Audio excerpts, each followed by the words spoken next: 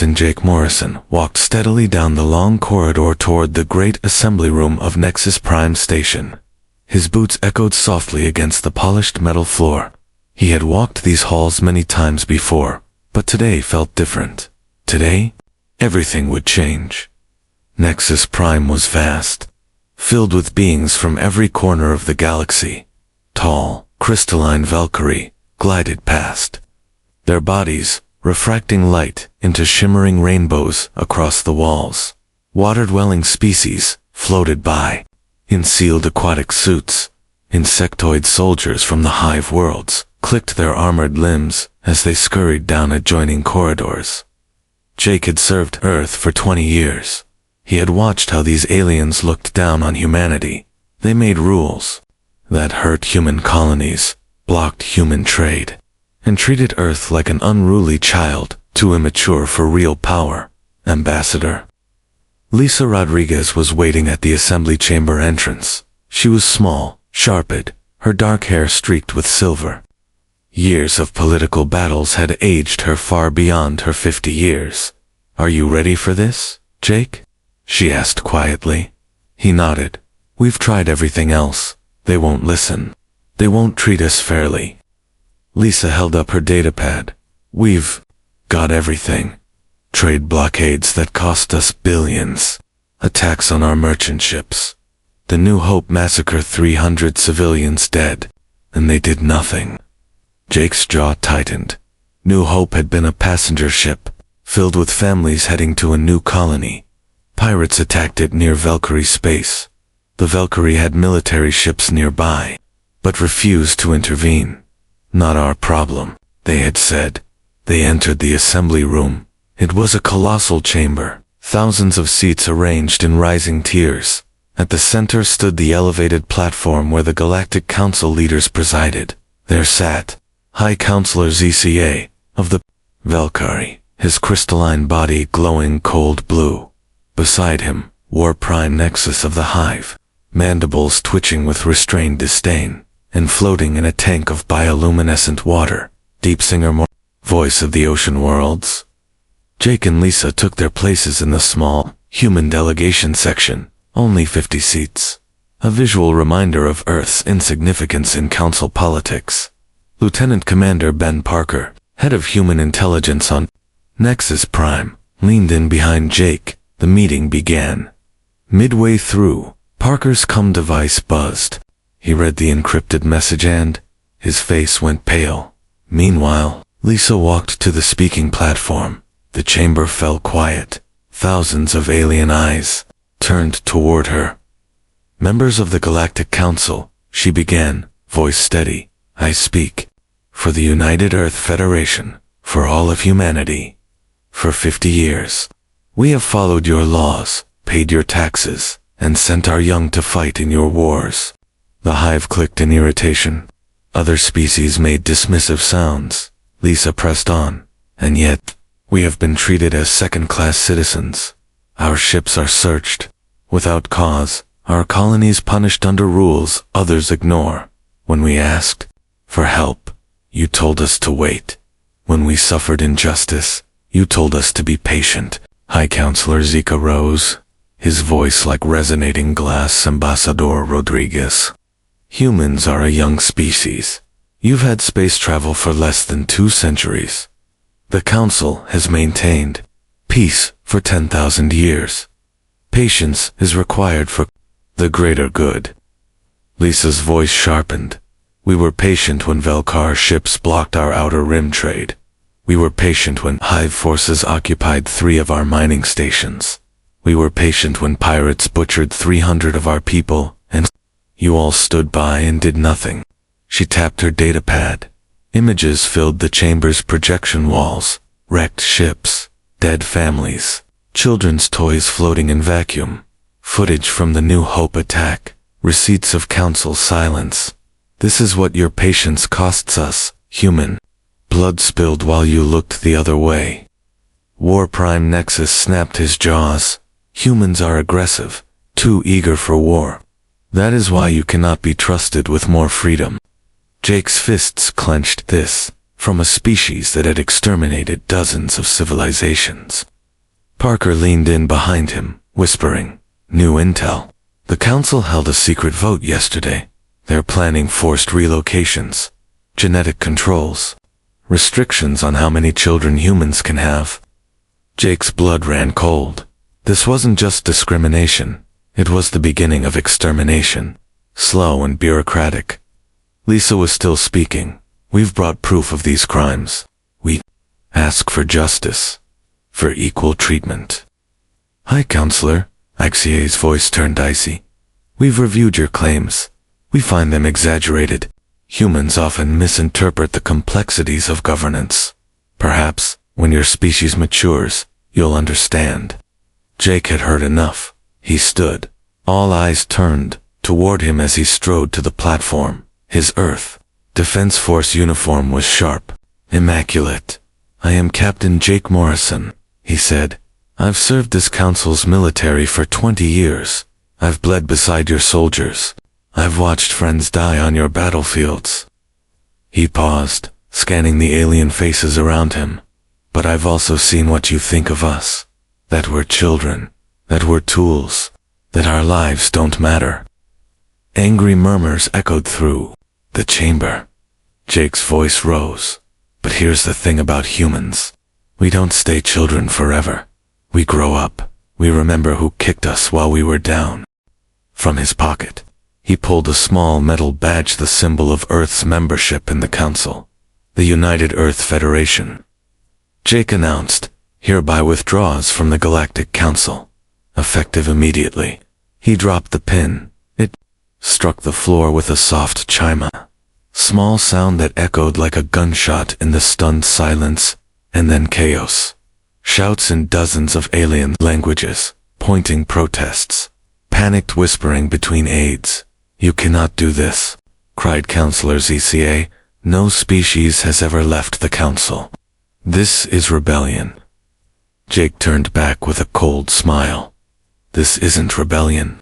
It's a divorce. We're tired of being married to people who hate us." He turned and walked away. Lisa followed. The human delegates rose as one and joined them. Parker collected the intelligence, files, and fell in step behind. They left the council chamber without looking back. Earth was on its own now, and the galaxy would never be the same again. 3 months later, the consequences had begun to ripple. Some alien species were outraged. Others were frightened. But a few were quietly inspired. On the colony world of Kepler 442b, Administrator Kate Sullivan stood preparing for what would come next. Working late in her office. Administrator Kate Sullivan watched the dim mining lights flicker outside her window. Kepler 442b was small, only 5,000 people, but it supplied rare metals Earth desperately needed. For 8 years, Kate had run this colony. She knew every worker, every machine, every fault line in the rock. A knock on the door. Chief Engineer Danny Martinez entered without waiting. His face was grim. "Kate, we've got a problem. Our long-range sensors just picked up incoming ships." "A lot of ships?" Kate looked up sharply. "What kind, Valkyrie? Military configuration? At least 50 of them." Her stomach turned. She had been expecting this. The Council wouldn't let Earth's withdrawal go unanswered. They needed a target to warning, and Kepler 442b was the perfect example. "How long?" she asked. 6 hours, maybe less. Kate stood and stared out the window. Massive mining machines crawled across the rocky surface, digging into the asteroid's core. Workers in environmental suits moved between equipment, completely unaware of what was coming.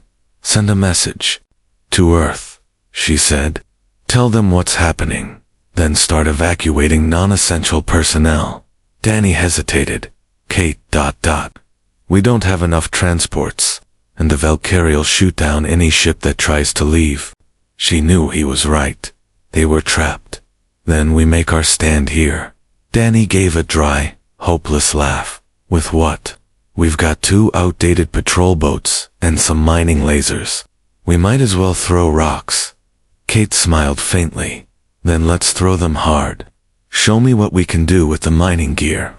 For the next 4 hours, Kate and Danny turned the colony into a fortress. Massive mining lasers were rewired into makeshift cannons. Natural asteroid caves were converted into bunkers. Shield generators meant to protect equipment from solar flares repositioned to cover key structures. Miners, technicians, and mechanics all joined in. No one panicked. No one ran. They knew the odds. They fought anyway. Roy Chen, usually a quiet mechanic, worked beside Danny to repurpose a plasma torch into a cutting weapon. You know this is insane, right? Roy said. We're civilians. They're trained. Soldiers. Yeah, Danny grinned. But we know this rock better than they do. And we've got something they don't. What? Something to fight for? Exactly on schedule. The Valkyrie fleet arrived. Admiral Sylph watched from his massive flagship with cold confidence. He had conquered dozens of worlds. This colony would be no different. The first wave of ships closed in. Then the impossible happened. Modified. Mining lasers opened fire. Not powerful by military standards, but longer range than expected. 2 Valkyrie attack ships were hit before they could react. Impossible, Admiral Sylph muttered. How are civilians fighting back? His tactical officer studied the readouts. They've repurposed industrial tools, sir, unconventional, but effective. Sylph scowled. Send in the second wave. Wipe them out. But Kate and Danny had more surprises. They had rigged explosive charges throughout the asteroid field as the second wave entered. Danny detonated them. A cloud of sharp metal fragments tore into the Valkyrie ships. Several were damaged. Confused. For 2 hours. The colony held dot. Every new Valkyrie tactic was met with grit and ingenuity. Roy Chen became a legend when he stopped a boarding party alone. He used his plasma torch to breach their dropship, depressurizing it and killing the entire squad. Humans were losing, lasers overheated, shields failing, and then help arrived. Colonel Alex Thompson brought the Defiance a sleek Earth frigate barreling through the asteroid field at top speed.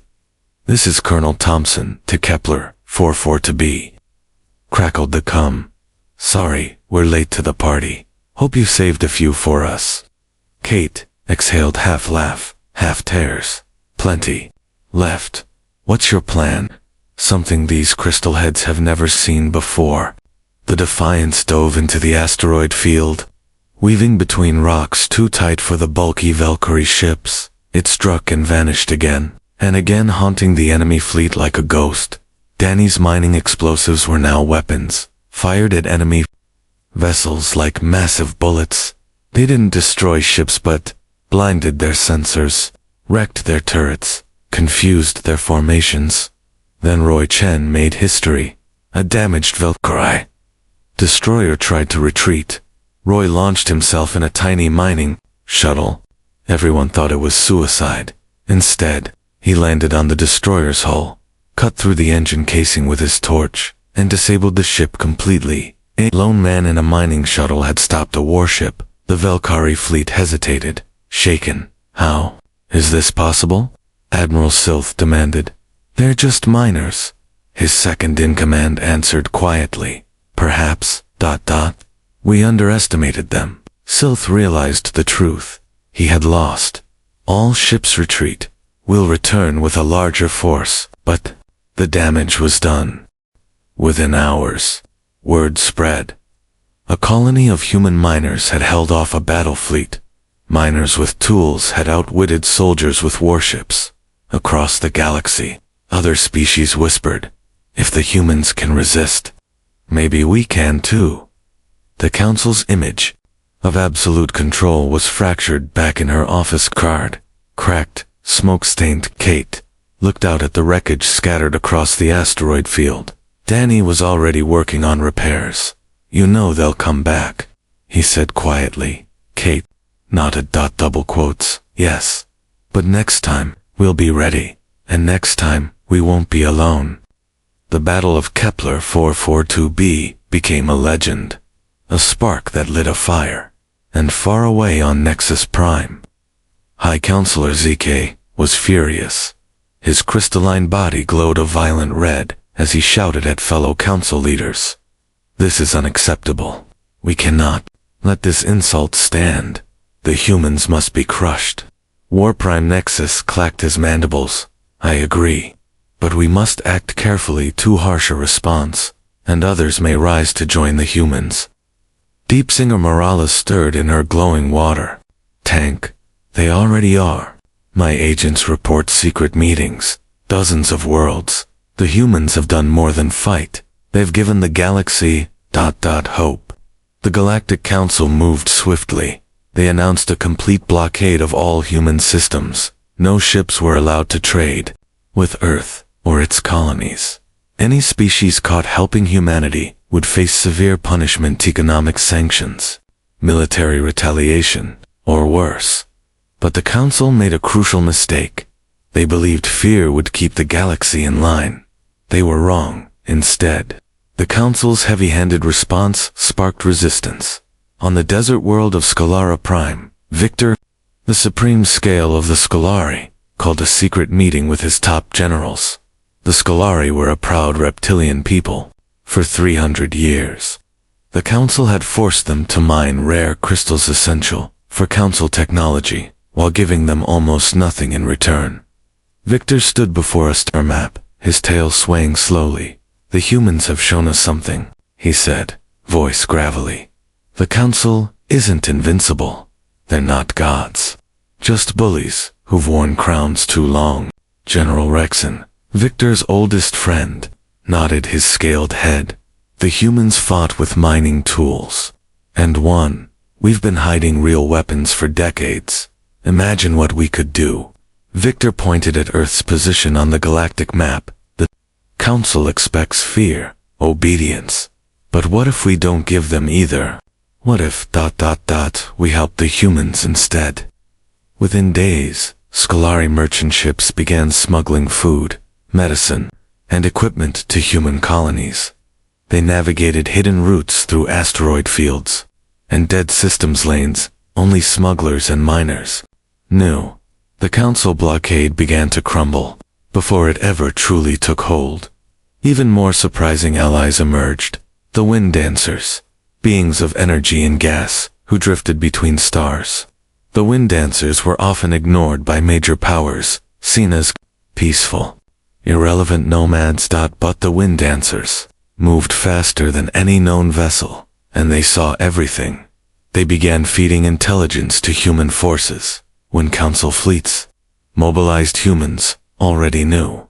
When Council convoys moved, human raiders were waiting. The humans weren't just surviving, they were winning, now commanding. Earth's newest battleship, the Horizon Captain Jake Morrison, had become a symbol of resistance. The Horizon was built using captured Council tech after the Battle of Kepler. It was faster, smarter, deadlier than anything Earth had launched before. At his side was Lieutenant Susan Brooks, tactical officer and rising legend, young, fiercely intelligent, and a master of pattern disruption. They fight the same way every time, Brooks told Morrison, scanning Council formations. The Valkyrie always attack in tight formations. The Hive tries to surround. The Aquinas want the high ground, in space. They're predictable. They never change. Morrison grinned. But we do. Every fight, we evolve. Their next mission was bold. Strike a major Council supply depot in the center system. It was defended by 3 Council fleets, Valkyrie, Hive, and Aquinas. An attack would be suicide, unless Brooks had a plan. The Horizon crept into the system, hidden behind a small moon. Then Brooks unleashed her trap. False transmissions sent directly to each faction's command channels, to the Valkyrie, the Hive. Plans to steal the entire depot. They don't trust you. To the Hive, the Aquinas intend to destroy the depot and blame it on you. To the Aquinas, the Valkyrie are planning to wipe you out after the resupply. Paranoia did the rest. Within an hour, the 3 fleets turned on each other, fusing, threatening, then firing, while they fought amongst themselves. The horizon struck from the shadows. Storage silos exploded. Weapons caches were destroyed. Human raiders disabled the command systems. They vanished just as quickly as they came. Sometimes, Brooks said as the horizon jumped away, the best way to win is to let your enemies destroy each other. The raid humiliated the Council, but even worse problems were brewing. The Aquanasan oceanic species, with massive water worlds, had plunged into civil war. Half their underwater cities wanted peace with humanity. The other half wanted Earth destroyed. Kala, the Aquanis diplomat, who had once supported Earth, now led the peace faction. She sent a secret message to Ambassador Liza Rodriguez. Warsinger. Drexen commands the militant faction. He's planning a massive assault on Earth itself, but his forces are spread thin because of our civil war. If you attack now, you can stop him. Meanwhile, on Earth, engineer Nancy Wright worked deep inside a lab surrounded by scorched, broken pieces of captured Valkyrie weapons. She had salvaged what she could from the Kepler battlefield, and now she was building something new, something the Council had never seen, because they were protected by natural asteroid fields and defended by auto-sentinel fleets with reaction times measured in milliseconds. But Commander Robinson didn't plan to fight fair.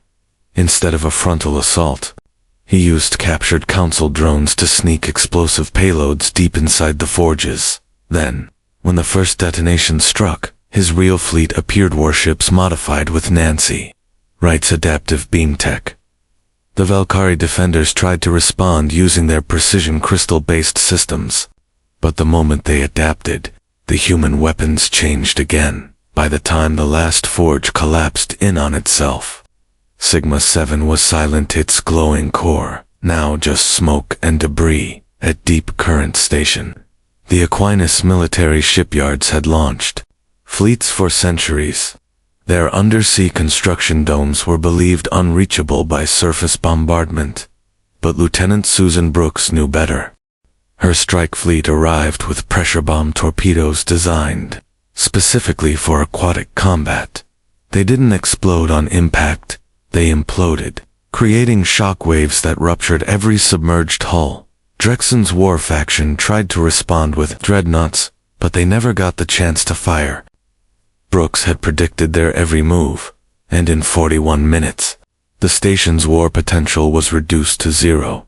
The hardest target was Nexus 12, the Hive's breeding facility. It wasn't just a military installation, it was their future, their next generation, housed in colossal incubator domes and swarming with millions of Hive larvae and soldiers. Destroying it meant risking total war. But Captain Jake Morrison understood the stakes. He chose a different path. Rather than destroy the facility, his troops disabled it. EMP weapons shut down incubators, cutting power but not life support. Drones broadcast messages in Hive language. We will not kill your young, but we will not let them be used as soldiers either. When the smoke cleared, Hive Prime's army was neutralized, but their children lived.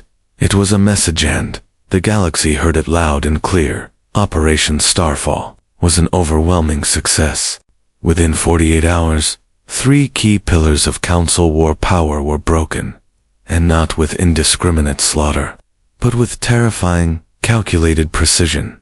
Back on Earth, President Maria Santis watched as green lights replaced red across the star map. The war is no longer just ours, she said softly. It belongs to the galaxy now. Admiral Hughes nodded, but humanity lit the match. And out there, aboard the horizon, Jake Morrison stared into the void, wondering the question that haunted them all. If we win, what kind of peace do we build? Because this war wasn't just about survival anymore. It was about what kind of species humanity was becoming. And the whole galaxy was watching. Species, the Valkyrie, once proud and unyielding, were now fractured. Some colonies begged for humanitarian aid, crystal-based life forms unable to synthesize the raw energy they once received through centralized Council support. The Aquinas Civil War had decimated undersea infrastructure. Their cities were flooding, their transport systems broken. Without trade, we cannot even feed our young, said Teidinger Kala in a desperate transmission to Earth. Your war may have ended, but ours continues against hunger and despair. Back in Earth's War Command, President Maria Santis listened as Dr. Amanda Foster finished her grim report. Madam President, the galaxy isn't healing, it's hemorrhaging. If we do nothing, we will become the next empire everyone fears and resents. Captain Jake Morrison, still in his black uniform, from the battle at Deep Current Station, spoke up. So we stop being warriors and start being something better. Builders, healers. The time has come, he said quietly, for humanity to lead not with fear, but with responsibility. A week later, Earth launched the Stellar Reconstruction Initiative. It wasn't a military campaign. It was a rescue mission for a broken galaxy. Human convoys carried food, medicine, and technicians to shattered hive colonies. Terraformers rebuilt failing Valkyrie reactors. Engineers restored Aquinas undersea transport tunnels, aided by former enemies, who now saw Earth not just as victors, but as stewards. Admiral Vex Prime, still in confinement, was invited to broadcast a message to his people. The humans have done what we would never have done for them. They have chosen mercy instead of domination. Learn from them. Survive. That message saved millions and began a fragile alliance. At the new Galactic Assembly, built in orbit around a neutral planet, species from across the stars gathered, not under the old Council's rule, but under a new principle. Mutual survival through mutual respect.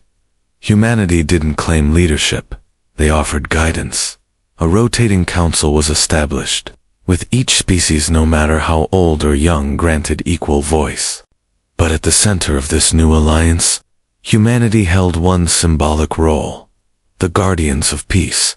Not conquerors, not victims, but a species that had seen war, endured loss and chosen to do better. As the galaxy slowly began to mend, Dr. Amanda Foster said during a broadcast, "We thought freedom meant leaving the council. But true freedom came when we chose not to repeat its mistakes." And in a quiet garden on Earth, Amy Hayes, now grown and an ambassador to the new assembly, stood beside a monument made of crystal and steel. On it were carved the names of the 10,000 who died aboard the New Horizon, the spark that had lit the fire. At the base, a single line read, "So that no child of any world shall ever die forgotten." Earth was at its heart. The conference room, once a simple council chamber, now served as the center of the Stellar Accord Initiative, a coalition led not by dominance, but by mutual survival. Captain Jake Morrison, once a soldier, now found himself acting more like a statesman. He glanced around the room, a Valkyrie elder, his once gleaming crystal skin dulled from energy deprivation, now listened intently. An Aquinas ambassador, her breathing unit humming softly, sat beside a hive sub-commander who once called humans aggressive primates. Even a wind dancer spark hovered near the ceiling, pulsing with silent curiosity. The atmosphere was not one of surrender, but of survival and hope. "Let's be clear," Morrison began, his voice steady. "We didn't come here to rule. We came here to rebuild, together." There were murmurs of agreement, even cautious nods. "But rebuilding means change," said Ambassador Lisa Rodriguez, standing beside him. "It means no more secret councils, no more exploitation. Every species will have a voice, and every child will have a future." That last part struck deeply. It reminded them all of what they'd lost. The new Galactic Accord was signed 6 months later, not in a grand hall, but under the stars of New Geneva, on a platform surrounded by children of every species, representing the future. Key principles included equal representation for all member species, regardless of age or power, a universal ban on civilian targeting, enforced by a multi-species peacekeeping force. Rebuilding grants distributed based on need, not politics. Open source technology sharing. Starting with Nancy Wright's Adaptive Communication Network. Earth had not sought leadership, but in the void left by the collapse of the old order, they had become the one force trusted to guide, not because of strength, but because of what they'd chosen after the war: mercy, responsibility. Unity. 5 years later, Jake Morrison returned to New Geneva once more, not as a captain, but as the first coordinator of the Accord Fleet, a new alliance, peacekeeping body not for war, but for prevention. As he looked at the stars, he heard Amy Hayes's voice, now a seasoned diplomat, addressing a class of young interstellar students. We were born from fire, but fire can warm, not just destroy. Humanity fought for freedom. Then we built a galaxy where no one else would have to. And across the stars, the once fractured galaxy slowly, imperfectly became whole again. Somehow, humanity had ended up at the center of it all. Ambassador Lisa Rodriguez led the negotiations. The once youthful fire in her eyes was still there, but her dark hair now bore streaks of gray, visible sign of the weight she and the rest of Earth's leadership had carried through the storm. The question before us today, she said to the gathered delegates, is not just about governance. It's about who we want to be. Do we repeat the mistakes of the past, or do we build something better? Prime Kale Victor of the Scolari was the first to speak. His reptilian features were battle-scarred, but his voice held unwavering conviction. The old council ruled by fear and control, he said. The humans have shown us another path. They fight when they must, but, more importantly, they help when they can. The past year had been the hardest of Captain Jake Morrison's life. The galaxy was fractured on somehow. The task of repairing it had fallen to Earth. The Hive Collective had nearly disintegrated. Without centralized command, their rigid society collapsed. Billions were starving. President Maria Santis made a controversial choice. Earth would offer aid, not domination. Humanity would help rebuild, but not rule. Dr. Amanda Foster led the massive relief operation into Hive space. She worked alongside new leaders, like Subquinnan Zara 7, a reformist who represented a younger, more open-minded generation of Hive thinkers. The old ways are dead, Zara told Foster during their first meeting. We must learn to think for ourselves, not just follow orders. Can you teach us how? It was a strange moment. The species that once saw humans as pests now asked to learn their values: independence, cooperation, and critical thought. Meanwhile, engineer Nancy Wright spent months overseeing reconstruction efforts across dozens of war-torn worlds. Her teams included volunteers from many species, all working side by side. You know what amazes me? She told Morrison during one of his visits. How well everyone works together when they share a goal. The old council divided them with suspicion. Now they're discovering they actually like each other. But peace didn't come without resistance. In the outer Ren territories, extremist groups had risen, some loyal to the fallen council, others simply profiting off chaos. The breaking point came when a refugee camp on Haven 7 was attacked. The camp housed survivors from 6 different species. Hundreds of innocents died aboard the Horizon, which now served as Earth's mobile command hub. Morrison read the intelligence report brought by LT Susan Brooks. It was coordinated, she said. 3 extremist groups working together. They're trying to prove that species cooperation is a lie. Morrison's heart sank. After all they'd built, violence was returning. What are our options? He asked. We could deploy troops to crush them, Brooks offered. But that risks making us look like the old council solving problems with force. Or we let local governments deal with it. But they're too weak. Morrison made a choice that surprised even himself. We do neither. We ask for volunteers. Within days, ships from dozens of species arrived at Haven 7. Scolari warships, flew alongside reformed hive vessels. Aquinas submarines joined, Valkyrie crystal cruisers. Even the elusive wind dancers sent envoys. The message was clear. An attack on peace was an attack on all. The extremists had gambled that species would turn on each other. Instead, they were met with an unprecedented alliance. Their bases were found and destroyed within a week. But more importantly, the galaxy had passed a test. They could stand together. After the crisis, Admiral Vex Prime, now working with reformers, approached Morrison. "You've done something extraordinary," the former Hive commander said. "You've forged unity without conquest. The old council ruled through fear. You lead through example." Morrison shook his head. "We never wanted to lead anyone. We just wanted to be left alone, to live freely." Vex Prime's mandibles clicked in agreement. "That," he said quietly, "is why you must lead, because power belongs to those who do not crave it." The final negotiations took place on New Geneva, the same colony that had once withstood the Hive's most brutal assault. It was fitting that the birthplace of the new galactic order would be a world where freedom had been so fiercely defended. The document they drafted was known as the New Geneva Accords. It was nothing like the oppressive charter of the old council. Every world would now govern itself. Participation in the alliance would be voluntary, not enforced. And rather than silencing dissent, the new system would protect minority voices. Hyde, Singer Kerala, of the reformed Aquinas, spoke for many, as she signed, "For too long, we believed order could only exist through oppression. Humanity has taught us that real order is born from freedom." From Earth, President Maria Santis traveled to attend the historic signing.